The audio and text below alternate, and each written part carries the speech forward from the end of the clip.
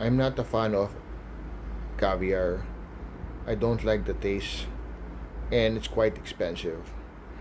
But until now, I'm still wondering why are there so many people who are engaging into cage caviar farming.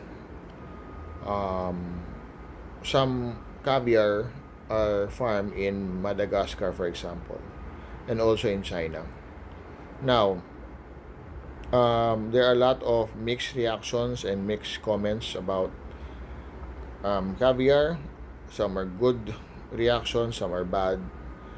So for environmentalists, they don't want that. They rather prefer vegan caviar. And they even mentioned that Chinese are doing some kind of unethical caviar farming where they add some chemicals, and I forgot that stuff that they put in to put more yield to the caviar. Now, I'm not really knowledgeable when it comes to caviar. How were they farmed? How were they processed? Like I said, I'm not a fan of the of caviar. The taste of it, it's not so good for me. I prefer steak. I prefer broccoli than that. But people have different tastes. So mostly caviars are the consumers are the affluent and rich people, and I don't know. There's something about caviar for them that they like. Now, why I'm telling you this? Because you might be interested in caviar farming, especially if you're living along the coastal areas.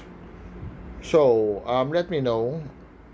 Do you are you engaging into caviar farming?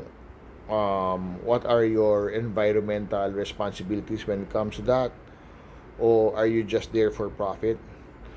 Nothing wrong with that. We don't have to follow us impact investors, but we have to take care of the earth, the climate, as well as the ocean. You have to be careful of the when you pollute the sea. So there's comes some responsibilities on it when you do caviar farming. All right, so this is a serious talk, and I need to know from caviar farmers about their types of farming in their own country.